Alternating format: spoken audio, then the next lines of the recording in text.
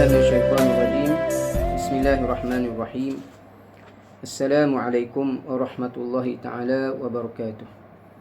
الحمد لله رب العالمين، والصلاة والسلام على أشرف الأنبياء والمرسلين وعلى آله وصحبه أجمعين.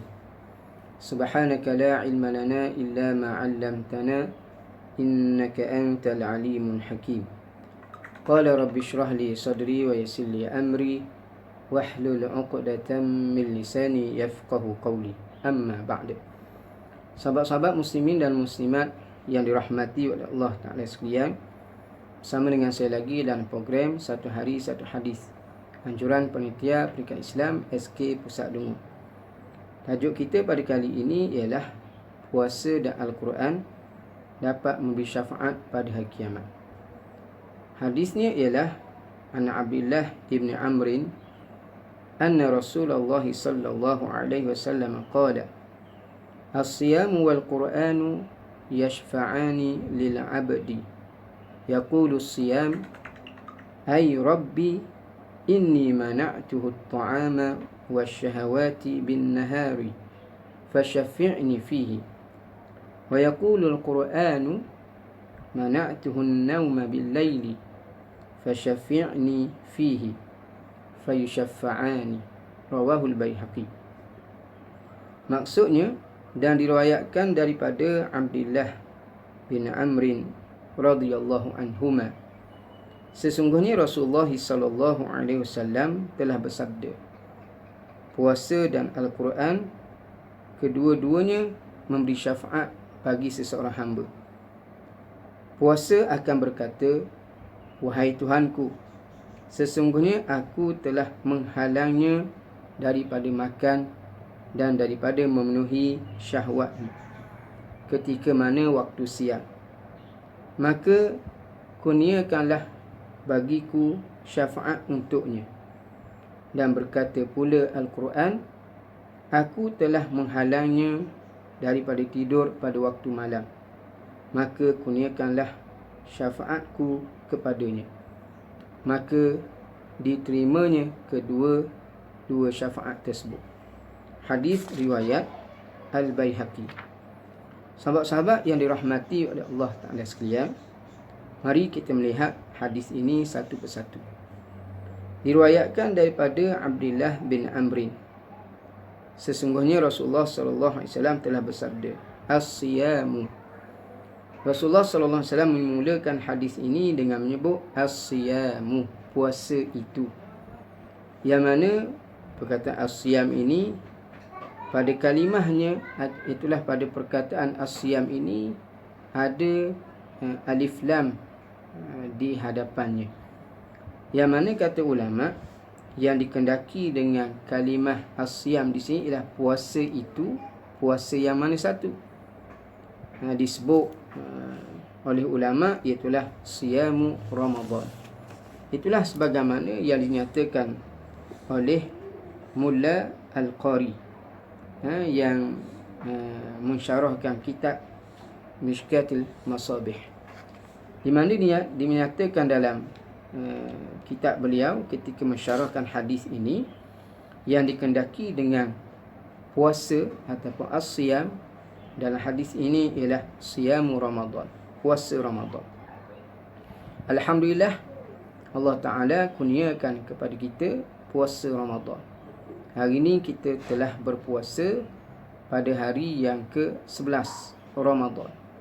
Harapan kita mudah-mudahan puasa yang kita lakukan selama ini diterima oleh Allah Subhanahu wa Ta'ala. Jadi Rasulullah menyatakan puasa Ramadan. Kemudian wal Qur'anu, dan Al-Quran itu, yang dikendaki dengan kalimah wal Qur'anu dan Al-Quran itu, menurut apa yang disebut juga di sini ialah qiraatul Quran, iaitulah bacaan Al-Quranul Karim, iaitulah bacaan Al-Quran. Dan ada ulama menyatakan yang dikendaki dengan kalimah Al-Quran di dalam hadis ini ialah at-tahajjud.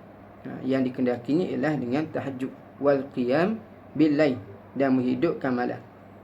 Sebagaimana yang Allah Ta'ala juga menggunakan perkataan Al-Quran di dalam Al-Quranul Karim yang mana dikendaki dengan kalimah Quran pada ayat tersebut ialah salah.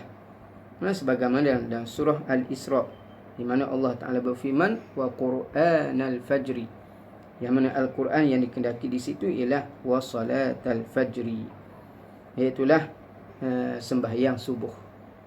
Jadi Quran di sini ada ulama sebagaimana menyatakan di sini itulah oleh At-Tayyibi, di mana beliau menyatakan bahawa Al-Quran huna ibarah anit tahajjudi wal qiyami bil laili. Ibarat Quran di sini merupakan satu ibarah nak menyatakan tentang tahajud dan juga apa dia menghidupkan malam.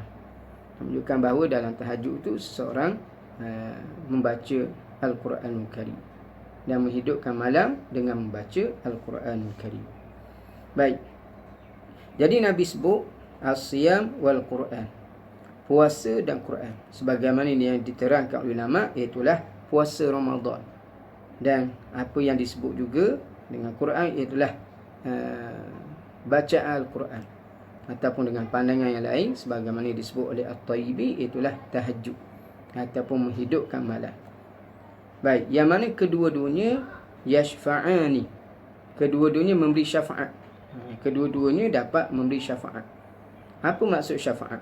Syafaat, apa yang diterangkan oleh Syekh Ibrahim Al-Bajuri ialah dengan maksud su'alul khairi minal ghairi lil ghairi. Itulah memohon kebaikan daripada sesuatu yang lain daripada dirinya untuk orang lain. Maknanya seorang tu dia minta daripada sesuatu.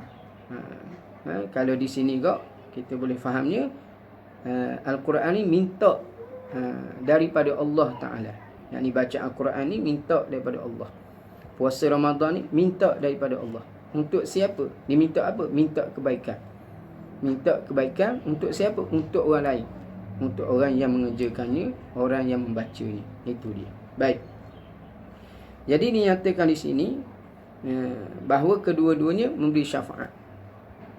Bagi siapa? Lil abdi, bagi seseorang hamba. Bagi seseorang hamba. Yaqulus siyam, puasa itu berkata, ai rabbi, wahai Tuhanku. Puasa itu berkata, wahai Tuhanku, inni mana'tuhu as-siyam, sesungguhnya aku telah menghalangnya. Nya mana? Iaitulah hamba tu. Aku telah menghalangnya, mencegahnya daripada makan. Kerana sebagaimana kita tahu, puasa itu ialah menahan daripada perkara yang membatalkan puasa. Antaranya ialah makan. Sesungguhnya aku telah menegahnya daripada makan. Wasyahawat, dan juga mengikuti syahwatnya untuk bersama dengan isterinya sebagai contoh. Maka puasa telah menghalang perkara tersebut, yang pada asalnya sebelum pada Ramadan dia boleh melakukannya pada waktu siang. Bin nahari, aku menghalangnya daripada makan dan juga syahwat pada waktu siang. Maka apa yang diminta oleh puasa ni, maksudnya apa dia? Pahala puasa. Pahala puasa tu kata ulama dibentuk menjadi rupa yang tertentu. Ini di antara pandangan yang dikemukakan oleh ulama. Lalu pahala puasa ni yang dirupakan dengan rupa yang tertentu tu, yang indah, yang baik itu, memohon daripada Allah, maka kurniakanlah kepada aku syafaat untuknya. Untuk siapa? Untuk orang yang mengerjakan aku, untuk orang yang melaksanakan ibadah puasa. Puasa apa? Menurut apa yang diterangkan tadi, puasa Ramadan. Jadi puasa Ramadan yang kita kerjakan pada hari ini, jangan kita pandang suatu perkara yang tidak memberi keuntungan kepada kita. Jangan kita pandang dia menyusahkan kita.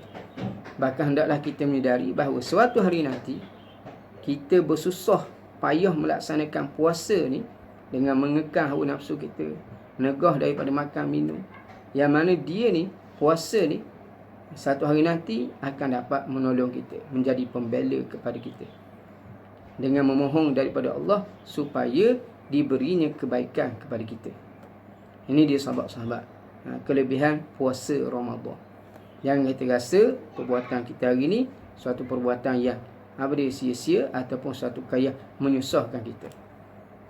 Sahabat-sahabat yang dirahmati oleh Allah Ta'ala sekalian, untuk kita pastikan agar puasa ni dapat memberi syafaat kepada kita, sudah tentulah kita perlu menjaga kualiti puasa kita itu sehinggalah diterima oleh Allah Ta'ala. Kerana kalau tak dijaga kualiti puasa yang kita kerjakan, kita bimbang, ianya tidak mendatangkan pahala daripada Allah, bahkan ditolak oleh Allah. Nak supaya puasa kita sempurna, mudahnya dua perkara yang perlu kita buat. Yang pertama, kita jaga adab batin kita. Kita buat dengan keimanan yang benar, dengan keikhlasan pada Allah. Itu yang pertama. Yang kedua, kita buat bersesuaian dengan apa yang diajar oleh Nabi SAW. Kita tinggalkan segala perkara yang batalkan ibadat puasa, daripada makan, daripada minum dengan sengaja dan seumpamanya, daripada perkara-perkara yang lain yang membatalkan puasa. Dan juga pada masa yang sama, kita mengelak daripada melakukan perkara yang boleh membatalkan pahala puasa. Bila dua perkara ini kita lakukan, insya-Allah puasa kita diterima oleh Allah, dan insya-Allah dia dapat menjadi syafaat kepada kita pada hari kiamat. Itu berkenaan dengan perkara yang pertama, puasa.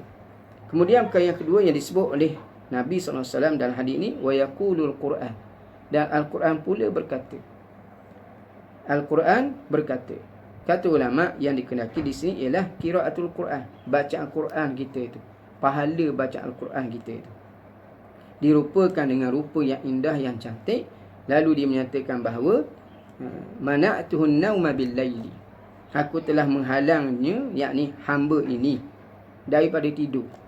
Halang daripada tidur bil laili, pada waktu malam. Kerana apa? Kerana menghidupkan malam dengan bacaan Quran, menghidupkan malam dengan sembahyang yang di dalamnya dibacanya Al-Quranul Karim.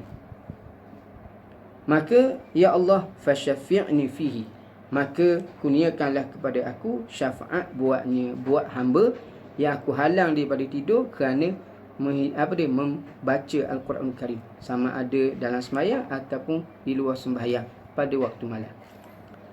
Di sini sahabat-sahabat yang dirahmati oleh Allah Ta'ala sekalian, menunjukkan kepada kita waktu paling utama sekali kita baca Quran ialah pada waktu malam. Kerana waktu malam itu keadaan lebih sunyi, membawa kita lebih khusyuk dan mudah untuk memahami dan mengambil pengajaran daripada ayat-ayat yang dibaca.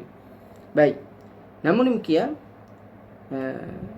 Al-Quran yang kita mengharapkan pahalanya itu dapat menjadi syafaat kepada kita pada kiamat, juga sebagaimana puasa tadi perlu dilakukan dengan yang menepati apa yang dikehendaki oleh Allah. Demikianlah juga dengan Al-Quran Karim. Maka hendaklah kita membacanya dengan bertajwid, sebagaimana yang diperintah oleh Allah, warattilil Qur'ana tartila, bacalah Al-Quran dengan baik, dengan bertajwid, dengan makharijul huruf yang betul, tepat keluar huruf yang betul, sifatnya, tepat wakafnya, ibtidaknya dan seumpamanya. Kemudian yang seterusnya, nak supaya Quran dapat beri syafaat kepada kita pada hari kiamat, hendaklah kita beriman dengannya, mempercayai segala apa yang disebut di Al-Quran Al-Karim, dan kita beramal dengannya. Ini di antara perkara yang perlu kita lakukan supaya Al-Quran itu dapat memberi syafaat kepada kita pada hari kiamat. Tapi jika sebaliknya, kita tidak beramal dengan Quran, kita tak percaya kepada Quran, kita baca tapi kita tidak mempercayainya. Bila ada musibah, kita tidak menuruti apa yang dikehendaki oleh Allah di Al-Quran Al-Karim dengan berdoa kepadanya. Tiba-tiba kita pergi memohon khidmat bomoh dan seumpamanya yang bertentangan dengan syariat Allah SWT. Maka sudah pasti yang ini Al-Quran tidak akan dapat memberi syafaat kepadanya pada hari kiamat. Jadi asasnya kita baca Al-Quran dan kita menepati apa yang dikehendaki oleh Allah, maka insya-Allah Al-Quran ini akan mensyafaat kepada kita pada hari kiamat. Dan pada bulan Ramadan khususnya, Al-Imam Nawawi rahimahullah taala menyebut dalam kitab Minhajut Talibin, di antara perkara yang amat dituntut untuk kita buat pada bulan Ramadan ialah memperbanyakkan bacaan Al-Quranul Karim. Sebagaimana kata Al-Imam Nawawi, wa an yukthiras sadaqah wa tilawatul Quran, hendaklah dia memperbanyakkan sedekah, kemudian hendaklah dia juga memperbanyakkan bacaan Al-Quranul Karim. Dengan ruang masa yang sedikit, kita ambil contoh sebagaimana yang diceritakan Al-Imam Asy-Syafi'i rahimahullah taala sebulan Ramadan ni diceritakan dia dapat khatamkan 60 kali Al-Quran. 30 pada waktu malam, 30 pada waktu siang. Itu Al-Imam Asy-Syafi'i rahimahullah. Dan Al-Imam Nawawi sendiri menggalakkan kita menghabiskan 1 kali khatam dalam tarawih. Dan kalau di Seri Petaling, tempat Jumaah Tabligh, kita difahamkan ada orang yang dia dah bahagi-bahagikan. Ada tarawih yang semalamannya 1 juzuk, ada yang sampai 10 juzuk. Tengok pada tengok kepada kekuatan masing-masing. Siapa nak ambil sejuzuk ada di sini, siapa nak ambil 5 juzuk sini. Baik. Jadi itu dia kesungguhan setengah pihak dalam menghidupkan baca Quran. Cuma bagi kita, sebagaimana yang kita lihat apa yang disebut oleh Al-Imam Nawawi rahimahullah, banyak mana kita kerat mana kita boleh khatam Al-Quran itu terpulang atas kadar masing-masing. Ada orang dia tak lancar baca Quran, bacalah setakat yang dia termampu. Ada orang lancar, silakan. Ada orang disibuk dengan macam-macam. Dia sebagai hakim, dia sebagai pemimpin, tak sempat. Dia nak habiskan sebulan ni sekali khatam. Maka ikut kadar kemampuan dia. Paling tidak jangan kita biarkan setiap hari yang kita lalui itu tanpa membaca Al-Quran. Jadi kita kalau kita ni ambil peluang PKP ni pada bulan Ramadan ni, banyakkan baca Al-Quran. Banyak baca Al-Quran Karim. Maka bila kedua-dua ni diminta supaya diberi hak untuk memberi syafaat kepada hamba yang melaksanakannya. Puasa minta supaya dia dapat beri syafaat kebaikan, minta kebaikan untuk orang yang mengerjakannya. Begitu juga Al-Quran. Maka apa yang terjadi? Di penghujung hadis Nabi mengatakan fayusyafa'ani. Kedua-dua permohonan daripada Quran, daripada puasa Ramadan dan juga daripada baca Al-Quranul Karim ataupun dengan makna yang lain, itulah tahajud. Iaitu kedua-duanya syafaatnya diterima oleh Allah Subhanahu wa taala. Jadi bila diterima syafaatnya, sudah tentulah tempat hambanya itu di hari kiamat nanti di mana? Di dalam syurga Allah, mendapat keampunan dan keredaan daripada Allah Subhanahu wa taala. Hadis ini diriwayatkan oleh Imam Al-Baihaqi dan juga diriwayatkan oleh Imam Ahmad dan menyatakan bahawa hadis ini sahih. Jadi sahabat-sahabat yang dirahmati oleh Allah Taala sekalian, untuk akhirnya sama-sama kita jaga kualiti puasa kita, sama-sama kita memperbanyakkan bacaan Al-Quranul Karim, terutama pada bulan Ramadan ini. Mudah-mudahan kedua perkara yang kita lakukan ini dapat memberi syafaat kepada kita pada hari kiamat nanti. Wallahu alam. Sekian untuk kali ini, apa yang baik dan daripada Allah yang Maha Kuasa kepada saya. Wassalamualaikum warahmatullahi taala wabarakatuh. Stay at home.